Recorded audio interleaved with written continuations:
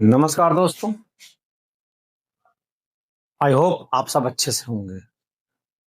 आइए सिंटेक्स की जो एक्सरसाइज नंबर 11 है उन्हें एक बार देखते हैं और सॉल्व करने का प्रयास करते हैं। ये सारे क्वेश्चन 2015 के हैं और नीचे के 3 क्वेश्चन जो है 2016 के। तो इन्हें आप देखिए, इन्हें सॉल्व करिए और सॉल्व करने के बाद हम एक एक क्वेश्चन को डिटेल से सीखेंगे।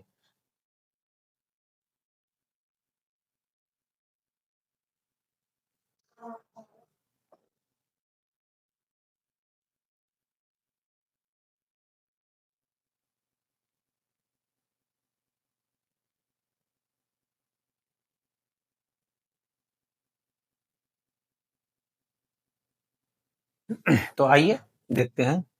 First question is a kind man will pity poor. ये क्वेश्चन कई बार कराया जा चुका है। निश्चित ही आपने इसमें एरर फाइंड कर लिया होगा।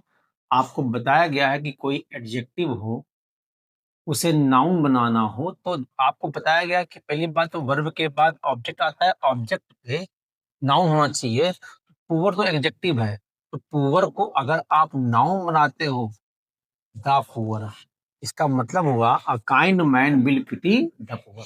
पुअर कभी अकेला नहीं आएगा, उसका या तो नाउन आएगा या प्रोनाउन आएगा। तो अगर पुअर अकेला है तो वो फिर एडजेक्टिव है, इसे आप नाउन बनाओ और किसी एडजेक्टिव को नाउन बनाने के लिए द यूज करते हैं। एक काइंड मैन को गरीबों पर दया करनी, दया करेंगे। आगे देखो, he says he has a car. Beside गलत है, बिसाइड नहीं, BESIDES besides, sorry, BESIDES besides. इसका मतलब कि अतिरिक्त, के अतिरिक्त होता है। तो वो कहता है कि उसके पास एक स्कूटर के अतिरिक्त एक कार है।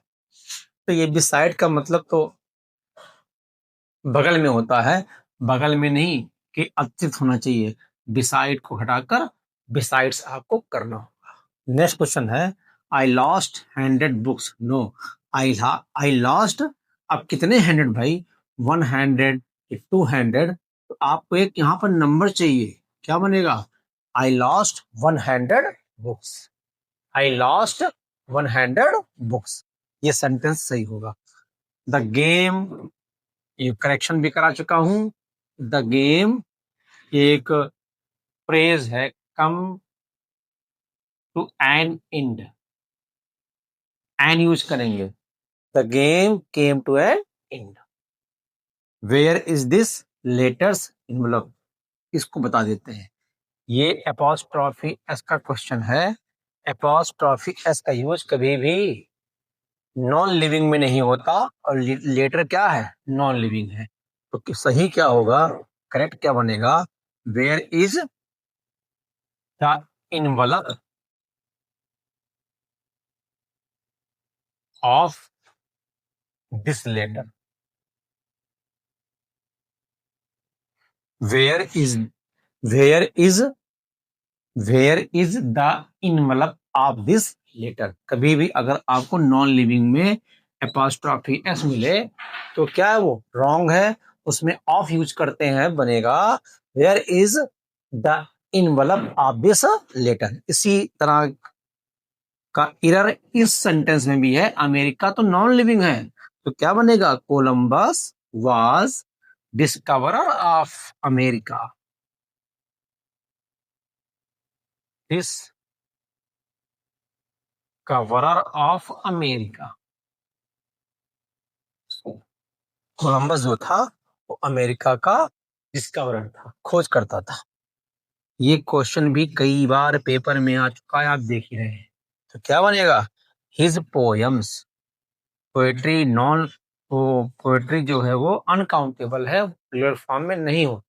अगर इसको प्लूरल बनाना है तो आपको लिखना पड़ेगा क्या? पोयम्स। ठीक।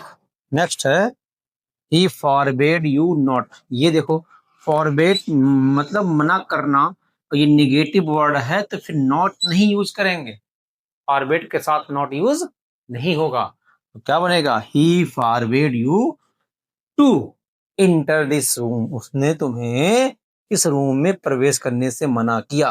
तो अब ये निगेटिव हो गया, इसकी नोट की कोई जरूरत नहीं है, फॉरबिड के साथ नोट यूज नहीं होता। ही वॉज एंग्री, एंग्री के साथ विद आता है, एंग्री के साथ क्या आता है, विद, तो बनेगा he was angry with me. He carefully investigated के साथ कोई प्रेपोजिशन यूज नहीं करते, राइट आंसर इज क्या होगा, ही केयरफुली इन्वेस्टिगेटेड द केस। ठीक, आइए देखते हैं।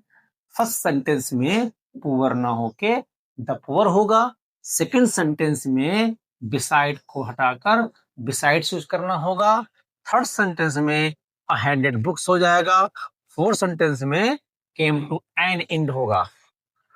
इसमें एपोस्ट्रोफी या यूज नहीं करते हैं। नॉन लिविंग में the envelope of this letter, Columbus was discoverer of America, his poems are mystic, he forbade you to come this room, note cut जाएगा, he was angry with me, I care he carefully investigated, into कटेगा, इसके साथ कोई preposition use नहीं करते। तो I think आपको ये क्वेश्चन आज अच्छे से समझ में आया होगा और निश्चित ही आप अपनी तैयारी अच्छे से कर रहे होंगे। और अगर ये वीडियो आपको पसंद आया हो तो आप इसे सब्सक्राइब करें, लाइक करें और अपने दोस्तों को शेयर करें। धन्यवाद।